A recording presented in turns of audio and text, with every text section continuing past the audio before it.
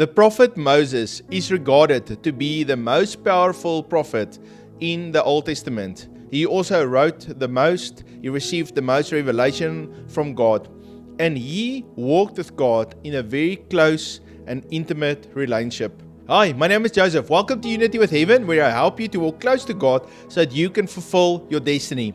Today we're talking about the prophet Moses and about the power of God that constantly flowed out of his life. And the secret, the key to his power was intimacy with the Lord. He went into the presence of God and he met the Lord face to face. Right from the beginning of his ministry, when the Lord spoke to him in a burning bush, he took his shoes off and he was interested, he was inclined to hear the Lord and to please the Lord and to be obedient.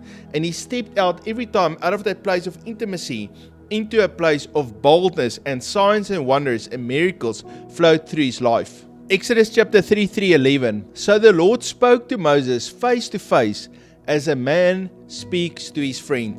Every time Moses spent that time in intimacy with the Lord would use him to release something new, maybe a breakthrough, a word, a document, a vision, to build the altar. The one time Moses spent that time with the Lord, and the Lord called him to go up onto the mountain, and on the mountain he received the 10 commandments of the Lord, and the Lord gave to him the books to written, and he came down and he gave those 10 commandments as a love letter to the people of Israel, and the Lord made a covenant between God and Israel. When the people of Israel rebelled against the Lord and against Moses, then Moses went before the Lord and he interceded on behalf of the people of Israel, and he asked the Lord to show them mercy. God listened to Moses, and it says, so the Lord relented from the harm which he said he would do to his people. One of the most powerful and most sensational things that Moses ever did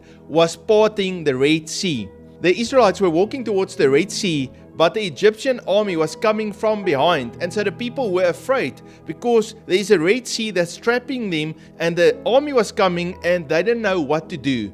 But Moses spoke boldly in faith. Do not be afraid. Stand still and see the salvation of the Lord. And then he raised up that staff that God has given to them, and the Red Sea parted open, and the Israelites could go through the Red Sea. And then, of course, the army of the Egyptians went also into the Red Sea after them, and the Lord closed the Red Sea over the Egyptian army. It was also a picture of water baptism. When we go into the water, we leave the old behind, we get free from the bondage of the Egyptians, and we are raised into a new life with him. Moses' closest encounter with the Lord was on Mount Sinai, where the Lord passed before him. So it shall be, while my glory passes by, that I will put you in a cleft of the rock, and will cover you with my hand while I pass by. This moment completely transformed Moses. When he came down from the mountain, his face was radiating with the glory of God.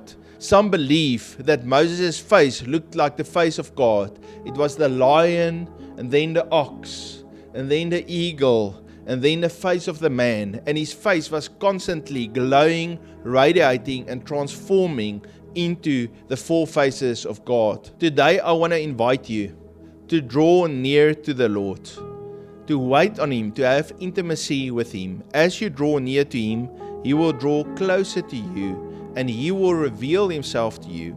And out of that place of intimacy, then will the instructions come, and the power will be revealed, and the Lord will reveal and release his purpose and his destiny through your life. It says there in James chapter 4 verse 8, draw near to God, and he will draw near to you.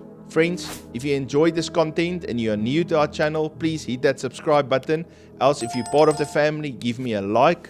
I love and appreciate each one of you. If you'd like to receive ministry, you write your name in the comments. I look forward to see you tomorrow. You must have a fabulous day. God bless you.